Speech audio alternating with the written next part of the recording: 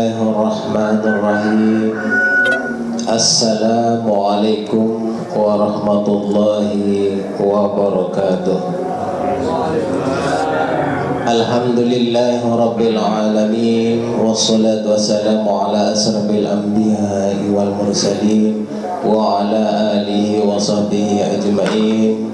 Allahumma rabbi shrah li sadri wa yassir li amri wahlul 'uqdatam min lisani yafqahu qawli. Amma ba'du. Jamaah salat subuh yang dimuliakan Allah, pertama-tama silakan miring bersyukur kehadiran Allah Subhanahu wa taala dengan sarang-sarang mengucapkan kalimat syukur. Alhamdulillahis syukur. Yang kedua kali salawat kepada junjungan Nabi besar kita Muhammad sallallahu alaihi wasallam. Silakan bersalawat kepada beliau dengan ucapan Allahumma sholli ala sayyidina Muhammad. Inggih sami jamaah salat subuh yang dimuliakan Allah, pada pagi hari ini yang mau menyampaikan satu tema atau pembahasan tentang bersuci. Tentang bersuci. Nah, bersuci ini kalau kita ambil atau kalau kita kaji, itu nanti akan dibagi menjadi dua, ya, yaitu bersuci dari hadas dan bersuci dari najis. Yang pertama, tapi kayaknya itu yang akan kita bisa bahas sampai hadas saja ya, karena pembahasannya nanti panjang. Nah, tapi mudah-mudahan bisa sampai 5 menit, lebih-lebih 10 menit ya. Nah, hadas kalau kita ambil dari makna, yaitu kondisi di mana seseorang itu tidak dalam kondisi suci.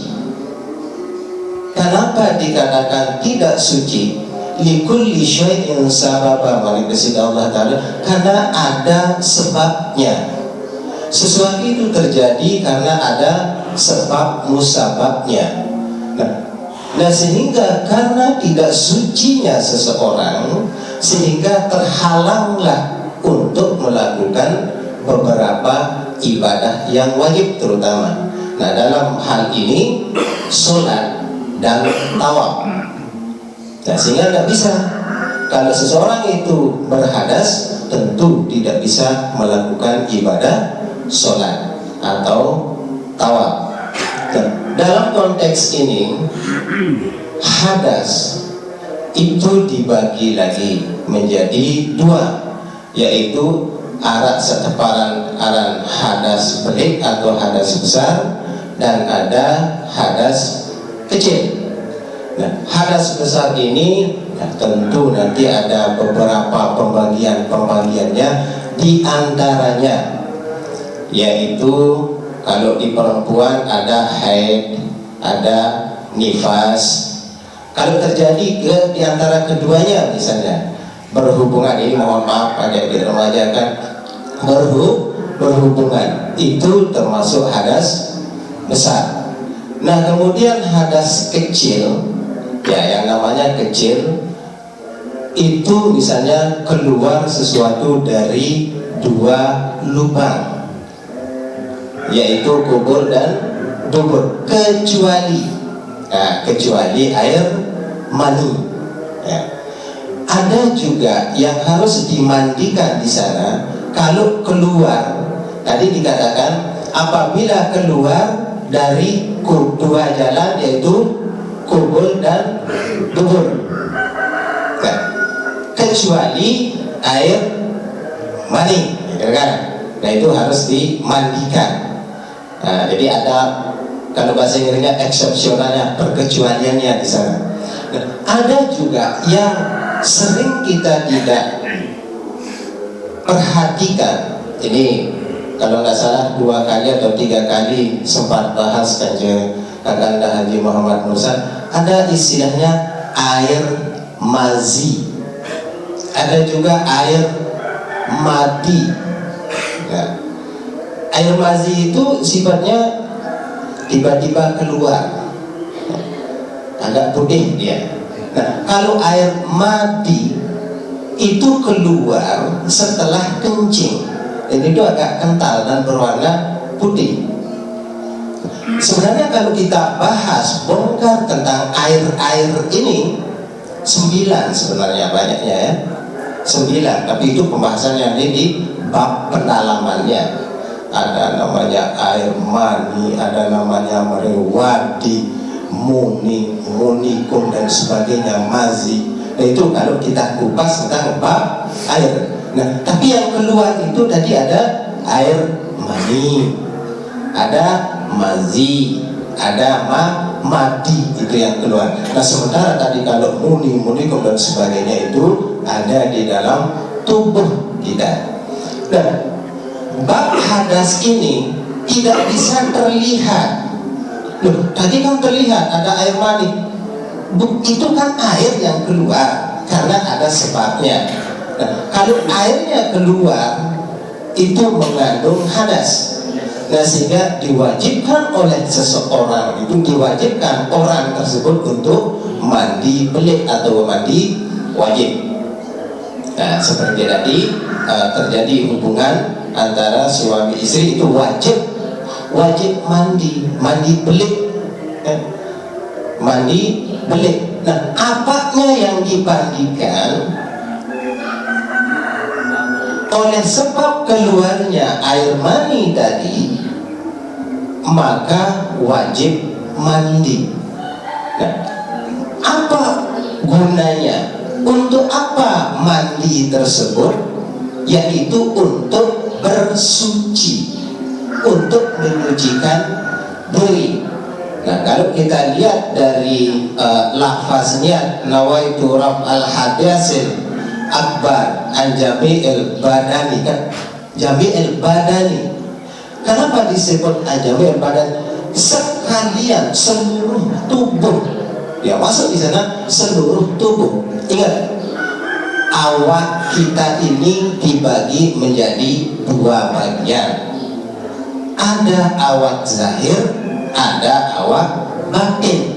Nah, diliputi semuanya itu yang harus disucikan. Kalau hadas besar itu semuanya harus disucikan.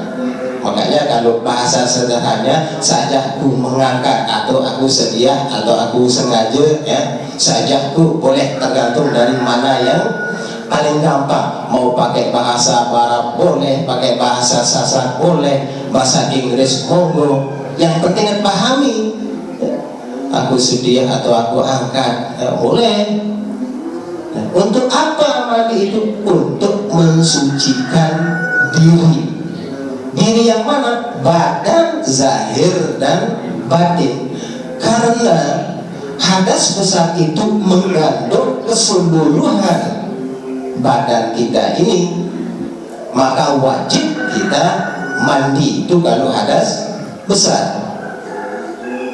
Oh itu kan hadas besar itu kan cuman itu aja yang keluar melalui itu. Entar dulu, ini bab dewasa ini. Kalau berhubungan laki dan perempuan, apakah mata ditutup, telinga ditutup, kemudian hidung dipencet, mulut tidak? Semua hidup, termasuk itu juga hidup sehingga keluar ya. Nah sehingga diwajibkan untuk dimandikan. Nah sehingga saya mengangkat atau mandi wajib atau mandi junub untuk menyucikan diri. Diri ini diri yang mana? Diri zahir dan diri batin. Nah, diri zahir dan diri batin. Hukumnya apa? Wajib. Lalu dimana mandi, jangan coba-coba kalau sembahyang dulu lalu ke mandi, jangan coba-coba. Nah, kemudian hadas kecil. Kenapa dikatakan hadas kecil? Karena hadas ini walikulli syai'in sababanya, penyebab-penyebabnya tidak mengandung di seluruh badan kita, melainkan pada bagian-bagiannya. Contoh, ada hadas kecil pada mata, Kita balik lagi ke pembahasan beberapa minggu yang lalu. Hadas kecil ada di mata, ada di telinga. Loh, berani sekali Pak Halil mengadakan hadas. Mari kita lihat berdalil dari nawaitunya itu sendiri. Ada yang bisa bantu saya? Aku ini lafaz niat wudhu. Nawaitul wudhu ali raf'il hadasil. Hadas disebut di sana, bukan najis. Hadas. Mari kita lihat di sekitar muka ini kenapa dikatakan suci. Saja aku berwudu untuk mensucikan diri dari hadas kecil. Kalau mandi hadas besar. Nah, kalau bak berwudu hadas kecil. Karena yang disucikan di sana adalah bagian-bagian terkecil dari bagian-bagian tubuh kita. Contoh mata. Oh, mata ini berarti punya hadas? Punya. Telinga ini punya hadas? Punya. Hidung? Punya. Ya. Mulut? Iya. Kaki tangan juga iya. Nah, sehingga disucikan di sana. Maka ada istilahnya rukun wudu, syarat sah wudu, kan begitu. Nah, mari kita telik sedikit, lihat sedikit, kelompok sedikit. Kenapa di bagian-bagian areal-areal yang disucikan dalam wudu ini disucikan? Kita lihat mata. Sebab saya bilang kemarin bahwa mata ini sebenarnya tidak bisa melihat. Yang melihat adalah apa? Penglihatan. Nah, makanya perlu disucikan zahir dan batin. Yang zahirnya disucikan ya telinganya, batinnya apa? Penglihatannya. Penglihatan yang disucikan di sana. Di telinga pun begitu. Yang disucikan luarnya apa? Mata. Yang mata ini, di dalam mata itu yang bisa adalah penglihatan. Nah, sehingga kalau dirangkai di sana terjadi hadas pada bagian muka ini yang disucikan pada saat berwudu, karena ada beberapa bagian-bagian yang harus disucikan. Iya, mata, hidung, apalagi ada mulut, ada telinga. Nah, berapa bab yang disucikan di sini tatkala mengambil air wudhu? Di bagian muka saja itu sudah 1, 2, 3, 4, 5, 6, 7 lubang. Ada 7 lubang yang wajib disucikan pada saat berwudhu.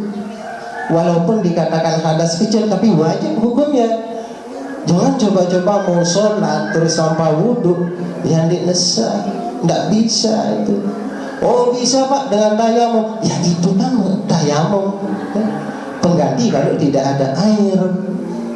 Nah, sehingga pada saat kita berwudhu untuk mensucikan bagian-bagian areal wudhu itu harus benar-benar berwudhu, benar-benar niat kita mensucikannya.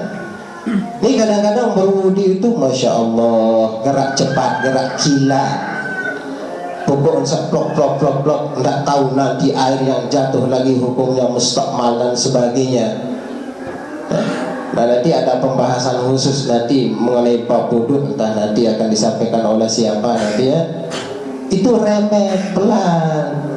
Jangan mentang-mentang si muazzin kamar kemudian terburu-buru, jangan. Nah, baiklah kita lanjutkan. Jadi itu yang disucikan. Jadi hadas itu ada hadas belik, arak, hadas, kodik. Nah, dikatakan juga hadas. Mbak tahu hadas ini? Notabene hadas ini berada di areal batin. Di areal batinnya. Nah, kenapa? Karena hadas itu tidak bisa kelihatan. Wah ngipi-ngipian atau wah ngipi baru. Yang kelihatan itu adalah airnya. Sementara hadas itu ada di luar, di dalam. maknawi sifatnya, tidak bisa terlihat oleh mata tapi bisa dirasakan yang namanya hadas. Lain dengan najis, itu kelihatan. Nah makanya perlu kita pahami zahir maupun batin. Jangan kita kenal diri kita ini pas lemak waktu lebaran, mohon maaf lahir dan batin atau zahir dan batin. Sekarang ini kita harus kenali diri kita zahir maupun batin. Apa dalil? Dalam hadis qudsi Allah berfirman, lagu sebut sepelang nih dibani Tuhan, al insanu sirri. Insan sesuatu rahasia, manusia sesuatu isi rahasia doang. Kaji dari rambut terus sampai kuku kaki itu syarat dengan rahasia. Belum lagi ke batin ya. Nah sehingga perlulah kita sucikan zahir dan batin, barulah nanti kita akan mencapai makom atau martabat sempurna dari manusia. Nah, jadi jangan kita hanya mensucikan zahir saja, batin juga terlebih. Nah kalau kita bahas nanti zahir ini itu kelihatan dia. Tapi kalau bab batin itu ada 3 lapisan nanti yang akan dibahas di sana. Ada pembahasan hati. Nah oke. Ada juga di samping dari hadas belik, hadas kodek yang tadi, ada juga hadas atau penyakit yang ada di dalam hati. Ada berapa penyakit hati itu? Najis hati itu, kotoran hati itu ada berapa? Ada ulama yang mengatakan 16, oke. Ada yang jadi 9 sah. Ada juga yang 7, oke. Itu tergantung dari kitab-kitab yang beliau perdalam ya. Mana saja di antaranya penyakit hati itu ada ujub, riya, takabur, sum'at, menang prase, talonati. Itu penyakit-penyakit hati yang tidak bisa dilihat dan tidak bisa kelihatan. Cuman yang tahu adalah diri orang tersebut sama Allah. Cuman kadang-kadang diri ini tidak menyadari bahwa diri ini sombong, takabur, riya. Cuman orang bisa melihat dengan aplikasi kehidupan sehari-hari. Kadang-kadang kelihatan sombong tetapi tidak, atau sebaliknya. Nah tentang kotoran hati, penyakit hati, apa sih itu sucian ya lo? Apakah air sudah sebut? Ntar dulu. Ada pembahasan di sana yang dinamakan air riyadah dan musyahadah. Apa kena no? Lemak ketuhanan. Nah, sampai jamaah sholat subuh yang dimuliakan Allah, sebagaimana janji saya tadi, sekitar 5 menit lebih sedikit. Mudah-mudahan walaupun singkat ada barokah manfaatnya. Tentu segala kekurangan-kekurangan tanggung jawab kita masing-masing untuk menuntut ilmunya. Karena kalau tidak beres istinja kita, tidak beres pensucian kita, maka ibadah-ibadah yang lain juga tentu akan berefek. Ampuraya, ampura, agung-agung ampura terhadap segala kekurangan. Billahi taufiq wal hidayah. Assalamualaikum warahmatullahi wabarakatuh. Demikian tadi kultum yang sudah disampaikan. Jazakallah.